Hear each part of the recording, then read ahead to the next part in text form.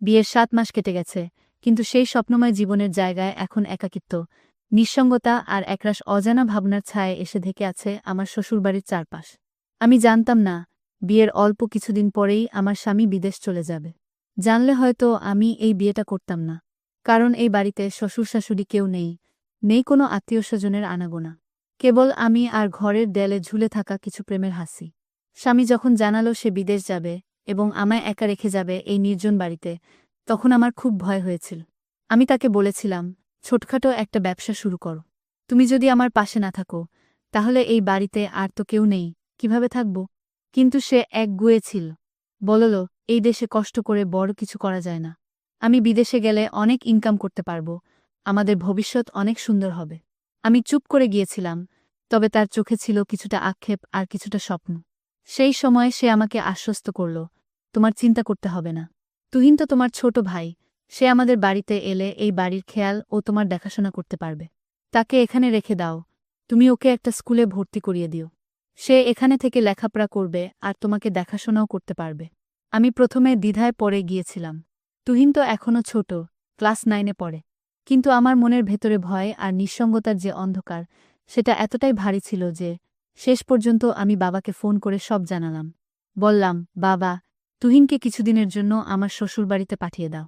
আমার স্বামী বিদেশ যাচ্ছে, ও বিদেশ চলে গেলে বাজার দায়ী আর বাড়ির খেয়ালকে রাখবে। তুহিন থাকলে একটু সাহস পাব। বাবা এক মুহূর্ত থেমে বলল, তুই তো জানিস তুহিন ছোট, তাও যদি তুই মনে করিস ওর থেকে তুই সাহস পাবি, তাহলে ওকে পাঠিয়ে দিচ্ছি। তারপরেই ঠিক হয়ে গেল। আমার স্বামী যাবার 3 দিন আগে তুহিন আমাদের বাড়িতে চলে এলো। হালকা ব্যাগ, বিখাতা আর চোখে কিছুটা কৌতূহল, কিছুটা দায়িত্ববোধ নিয়ে সে ঢুকল বাড়িতে। আমাকে দেখে বলল, আপু, আমি আছি। তুমি কোনো চিন্তা করো না। দুলাভাই যাক, তুমি চিন্তা করো না। বাজার করা থেকে শুরু করে ঘরের সবকিছু আমি সামলাবো। তুমি শুধু আমাকে বল, কি দরকার। আমি তার এই আত্মবিশ্বাস দেখে অবাক হয়ে গিয়েছিলাম, আর একটু হাফ ছেড়ে বেঁচেছিলাম। তারপর 3 দিনের মধ্যেই আমার স্বামী বিদেশ চলে গেল। ভোরবেলা বাসস্ট্যান্ডে ওকে বিদায় দিয়ে এসে আমি আর তুহিন পাশাপাশি হাঁটছিলাম, যেন জীবনের নতুন এক অধ্যায় শুরু হচ্ছে। প্রথম 2-3 দিন সবকিছু বেশ স্বাভাবিক লাগছিল। তুহিন নিয়ম করে স্কুলে যায়, এসে আমার জন্য কিছু বাজার করে আনে, ঘরের কাজেও সাহায্য করে। ওর মধ্যে একটা পরিণত ভাব আমি খেয়াল করছিলাম, যদিও সে ছোট, তবু যেন কথাবার্তায় একটা নির্ভরতা ছিল। কিন্তু তারপর ধীরে ধীরে কিছু ছোটখাটো অদ্ভুত জিনিস খেয়াল করতে থাকলাম, যেগুলো শুরুতে গুরুত্ব দিইনি। যেমন ঘরের দরজাগুলো একটু খোলা থেকে যায়, আমার ব্যবহৃত জিনিস এক জায়গার জিনিস অন্য জায়গায় রাখা, একটুও এদিক ওদিক। কিংবা তুহিন মাঝে মাঝে অদ্ভুতভাবে তাকিয়ে থাকে আমার দিকে। আমি ভাবি, ও তো ছোট ভাই, হয়তো কল্পনায় কিছু ভাবছে বা হয়তো কেবল চিন্তিত হয়ে আছে। কিন্তু আমার মনে এক অজানা অস্বস্তি বাসা বাঁধছিল, যা আমি ঠিক ধরতে পারছিলাম না। হয়তো নতুন নতুন বাড়িতে আসার জন্য। তবে একদিন এমন কিছু ঘটল, যেটা আমাকে বাধ্য করল ভাবতে, তুহিনের এই বাড়িতে আসা কি শুধু আমার দেখাশোনা করার জন্য, নাকি এর আড়ালে লুকিয়ে আছে কোনো অদৃশ্য রহস্য। স্বামী যখন বিদেশ বাড়ি জমালো, তখন মনের ভেতরটা এক অদ্ভুত শূন্যতায় ডুবে গেল, যেমন কেউ হঠাৎ পায়ের নিচ থেকে মাটি সরিয়ে নেয়। বাড়ির প্রতিটি দেয়ালে, জানালায়, এমনকি রান্নাঘরের টিনের ছাদের শব্দেও নিঃসঙ্গতার ছায়া বসেছিল। কিন্তু তুহিন ছিল বলে সাহস পেয়েছিলাম, কারণ ও বলেছিল, আপু, তুমি একা নাও এই বাড়িতে, আমি আছি। যতদিন দুলাভাই না আসে, আমি এই বাড়িতেই থাকব। আমি ওর কথায় ভরসা পেয়েছিলাম, স্কুলে ভর্তি করিয়ে দিয়েছিলাম। ক্লাস 9-এ ওর নতুন যাত্রা শুরু হয়েছিল। দিনে স্কুল, বিকালে বাজার, আর রাতে বই নিয়ে বসে পড়া, সবকিছু বেশ নিয়মমাফিক চলছিল। কিন্তু কদিন না যেতেই একটা অদ্ভুত পরিবর্তন চোখে পড়ল। তুহিনের কথাবার্তা কেমন যেন গম্ভীর হয়ে গেল, ওর চোখে মুখে ছিল এক ধরনের অস্বস্তি, চিন্তার ছাপ।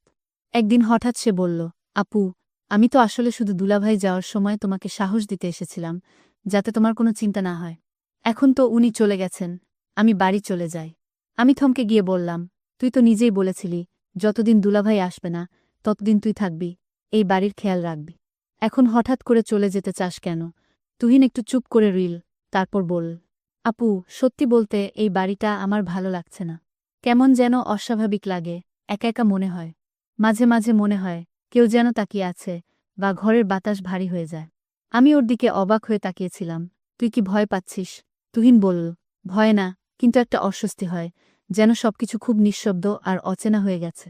তাছাড়া দুলাভাই তো নেই, তুমি একা আছো। আমি তাকে বললাম, দেখ তুহিন, আমি তো তোকে বলেছি তুই থাক। আর তুই থাকলে আমার ভালো হয়। তুই যদি এই বাড়িতে না থাকিস তাহলে এই বাড়ির দেখাশোনা কে রাখবে? তুহিন খানিকক্ষণ চুপ থেকে বলল, আপু, আমি থাকব, তবে আমার একটা কথা রাখতে হবে। আমি হেসে বললাম, বল, কি চাই? ওর মুখটা হঠাৎ গম্ভীর হয়ে গেল। বলল, তুমি সেটা আমাকে কখনো দেবে না। আমি অবাক হয়ে বললাম, তুই চাইবি আর আমি না দিব? এটা কি হয়? সে বলল, তাহলে শোনো, আমি এখনই বলবো না, পরে বলবো। আমি হেসে বললাম, আচ্ছা, পরে বলিস। এরপর কিছুদিন সবকিছু স্বাভাবিক মনে হচ্ছিল, কিন্তু আমি মনে মনে ভাবছিলাম তুহিন কিছু একটা মনে লুকিয়ে রেখেছে। মাঝে মাঝে রাতে আমি রান্নাঘরে পানি নিতে যাই, দেখি সে জেগে বসে আছে। আবার কখনো দেখি জানালার পাশে দাঁড়িয়ে বাইরে তাকিয়ে আছে, যদিও বাইরে তেমন কিছুই নেই। একদিন আমি জানতে চাইলাম, তুই রাতে এত জাগিস কেন?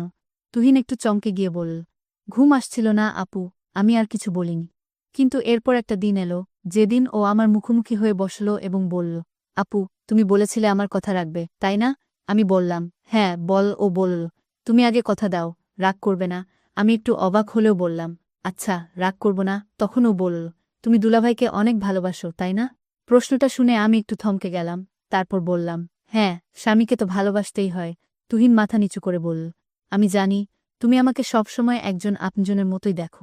কিন্তু আমি একা এই বাড়িতে থাকতে থাকতে অনেক বিষয় নিয়ে দ্বিধায় পড়ে গেছি, যেগুলো হয়তো ঠিক না, কিন্তু আমি চাইলেও ধারণা থেকে নিজেকে সরাতে পারছি না। আমি গম্ভীরভাবে বললাম, তুই এখনই নিজেকে সামলে নে। তুই তো আমার ছোট ভাইয়ের মতো, আমাদের সম্পর্ক পবিত্র। তুই তো আমাকে ভুলভাবে ভাবতে পারিস না। তুহিন মাথা নিচু করে চোখ মুছল, বলল, আমি চেষ্টা করছি নিজেকে সামলাতে। মাঝে মাঝে দুলাভাইয়ের ঘরটা দেখে খুব শূন্য লাগে। আমি ওর পাশে বসে বললাম, দেখ তুহিন, আমাদের সম্পর্ক যেন সবসময় বিশ্বাস আর সম্মানের থাকে, এটাই সবচেয়ে জরুরি। সেদিন রাতটা সে নিজের ঘরে একা কাটাল। পরদিন আমি দেখলাম সে খুব নীরব হয়ে গেছে, স্কুলে গেলেও চুপচাপ, আমার সাথেও কম কথা বলে। বুঝতে পারছিলাম ওর মধ্যে একটা মানসিক দ্বন্দ্ব চলছে, কিন্তু আমি বুঝতে পারছি না তার মানসিকতা কি। তবে একদিন হঠাৎ সে আমার সামনে একটা পুরনো চিঠি নিয়ে এলো, বলল, আপু, এই চিঠিটা আমি তোমার আলমারির নিচে পেয়েছি। আমি অবাক হয়ে চিঠিটা খুললাম। সেটা আমার শ্বশুরের লেখা, যেখানে লেখা ছিল, এই বাড়িতে একটি পূর্ণ অভিশাপ আছে, যা প্রতি পুরুষ প্রজন্মে ফিরে আসে। এই ঘরের কেউ দীর্ঘদিন একা থাকতে পারে না, কিছু অদ্ভুত ঘটনা ঘটতে থাকে, যা মানুষকে মানসিকভাবে দুর্বল করে ফেলে। আমি চিঠিটা পড়ে কেঁপে উঠলাম। তুহিন বলল, আপু, আমি হয়তো তাই আজকাল অস্বাভাবিকভাবে ভাবছি। এসব হয়তো আমার নিজের ইচ্ছা নয়, বরং এই পরিবেশের প্রভাব। তখন আমি ওকে বললাম, তুই দোয়া পড়বি, মন শক্ত রাখবি। আমি তোকে কখনো একা ছেড়ে দিতে পারি না। সেই মুহূর্তে ভাবলাম, তুহিনের কথার পেছনে হয়তো শুধু মানসিক দ্বন্দ্ব নয়, এই বাড়ির এক গভীর রহস্য জড়িত। সেদিন সন্ধ্যাবেলায় স্কুল থেকে ফিরে তুহিন সরাসরি নিজের ঘরে চলে গেল। প্রতিদিন যেমন হাসিখুশি ছিল, স্কুলের গল্প শোনায়, সেদিন তার কিছু ছিল না। দরজা খোলা রেখেই সে বিছানায় শুয়ে পড়েছিল। আমি তখন রান্নাঘরে নাস্তা বানাচ্ছিলাম। হঠাৎ মনে হল, আজ যেন অদ্ভুত একটা নীরবতা পুরো বাড়ি জুড়ে, কেমন যেন থমথমে। আমি ওর ঘরের দরজায় দাঁড়িয়ে বললাম, তুহিন, কিরে, আজকে এত চুপচাপ কেন? শরীর খারাপ লাগছে? তুহিন চোখ বন্ধ করে হালকা স্বরে বলল, হ্যাঁ আপু, শরীরটা খুব খারাপ লাগছে, বিশেষ করে মাথাটা ভয়ানক ব্যথা করছে। আমি বললাম, চিন্তা করিস না, আমি তো আছি। একটু মাথায় মালিশ করে দেই, ওষুধ দেই, সব ঠিক হয়ে যাবে। ও কিছু বলেনি, চোখ বন্ধ রেখেই কেমন যেন স্থির হয়ে রইল। আমি আলমারি থেকে মাথা ব্যথার ওষুধ বের করে এনে এক গ্লাস পানি দিলাম। তুহিন না বলে সেটা খেয়ে নিল। আমি বুঝতে পারলাম ওর সঙ্গে কোনো মানসিক চাপও লুকিয়ে আছে ওর মনের ভিতরে। তুহিন বলল, আপু, জানো, মাঝে মাঝে মনে হয় আমার মাথার ভেতর খুব ভারী হয়ে যায়, শুধু ব্যথা না, যেন কেউ ভিতর থেকে ডাকছে। অচেনা এক কণ্ঠস্বর। আমি অবাক হলাম, মানে? তুই কাকে বলতে চাচ্ছিস? তুহিন চোখ খুল না বলল, বুঝাতে পারি না, আমি ঠিক জানিও না কে। তবে রাতে ঘুম ভেঙে দেখি দরজা খোলা থাকে, জানালা থেকে বাতাস ঢুকে, আর মনে হয় কেউ ঘরের বাইরে দাঁড়িয়ে আছে। আমি ভয় পেয়ে বললাম, তুই এসব কি বলছিস? তুহিন, কারো পায়ের শব্দ, ছায়া বা এমন কিছু কি তুই দেখেছিস? তুহিন চোখ খুলে বলল, না, আমি দেখিনি, কিন্তু মনে মনে ভাবি, কেমন যেন একটা ছায়া অন্ধকারে দাঁড়িয়ে থেকে তাকিয়ে থাকে। এমনও হয় যেন কেউ আমার নাম ধরে ডাকছে। তখন ঘুম ভেঙে যায়, আমি চুপ করে গেলাম। এরকম কথা আগে সে কখনো বলেনি। মনে মনে ভাবলাম, হয়তো তুহিনের মাথায় কোনো ভয়ের ছাপ কাজ করছে, অথবা পড়ালেখার চাপ, বাড়ির নিঃসঙ্গ পরিবেশ, এসবই ওর মানসিক অবস্থায় প্রভাব ফেলছে। তারপর আবার মনে পড়ে গেল, তুহিন তো বলেছিল কিছু একটা বলবে আমাকে, যেটা এখনো বলেনি। আমি জিজ্ঞেস করলাম, তুহিন, শোনো, তুই তো সেদিন বলেছিলি যে আমার সঙ্গে একটা কথা বলবি, যেটা খুব গুরুত্বপূর্ণ। আমি এখনো শুনিনি, তুই বলিসনি কেন? তুহিন চোখ সরিয়ে জানালার দিকে তাকালো, বলল, সময় হলে বলবো আপু, এখন বললে হয়তো তুমি বুঝবে না। আমি বললাম, আমি তো তোকে কথা দিয়েছিলাম, রাগ করব না। তুই চাইলেই বলতে পারিস। তুহিন মাথা নিচু করে বলল, তোমার বিশ্বাস হারিয়ে ফেলতে চাই না আপু, সেই কারণেই বলিনি এখনো। আমি বুঝে গেলাম, তুহিনের মনে কিছু চলছে, হয়তো নিজের ভাবনা, মানসিক দ্বন্দ্ব বা অতীতের কিছু ঘটনা, যেটা সে বলতে চায় কিন্তু ভয় পাচ্ছে। আমি তখন আর জোর করলাম না, বললাম, আচ্ছা, সময় হলে বলিস। তবে নিজের মধ্যে পুষে রাখিস না, কষ্ট হয়। তোর সেটা আমিও বুঝি। তুহিন ধীরে ধীরে ঘুমিয়ে পড়ল। আমি ওর পাশে বসে চুপ করে ওর মুখের দিকে তাকিয়ে রইলাম। ছেলেটা বড়ই অদ্ভুত হয়ে যাচ্ছে, কিছু একটা লুকিয়ে রাখছে, অথচ সেটা তাকে কষ্ট দিচ্ছে, মানসিকভাবে ভেঙে দিচ্ছে। রাত বাড়ছিল, বাইরে হালকা বৃষ্টি শুরু হয়েছিল। আমি উঠে গিয়ে জানালাটা বন্ধ করলাম, তারপর ঘর থেকে বের হয়ে চলে আসলাম আমার ঘরে। রাত 2টো নাগাদ হঠাৎ ঘুম ভেঙে গেল আমার। ঘরের জানালার বাইরে কুকুরের ডাকে ঘুম ভেঙেছিল, তারপর একটা চাপা শব্দ পেলাম, তুহিনের ঘর থেকে যেন কারো কান্নার শব্দ। আমি দ্রুত উঠে গিয়ে ওর ঘরের দিকে গেলাম। দরজাটা আধা খোলা ছিল, আমি ভিতরে গিয়ে দেখলাম, তুহিন বিছানায় বসে কাঁদছে। আমি বললাম, তুহিন, কি হয়েছে রে? দুঃস্বপ্ন দেখেছিস? তুহিন মাথা নিচু করে বলল, আমি ঠিক আছি আপু, একটু কষ্ট হচ্ছিল, নিজের উপর খুব রাগ হচ্ছে। আমি ওর পাশে গিয়ে বসে বললাম, তুই একা কষ্ট পাবি না? আমি তোর বড় বোন, তোর কি হয়েছে আমাকে বল। তুহিন আমার দিকে তাকিয়ে হালকা হাসল, তবে সেই হাসিতে ব্যথা লুকিয়েছিল। সে বলল, আপুর মতো কেউ পৃথিবীতে নেই, যাকে সব বলা যায়। কিন্তু সব বলা যায় না বলেই সবচেয়ে কাছের মানুষটাকেই কষ্ট দিই। আমি চুপ করে ওর কথা শুনলাম। যাই হোক, তুই তো জানিস আমি তোকে কত ভালোবাসি।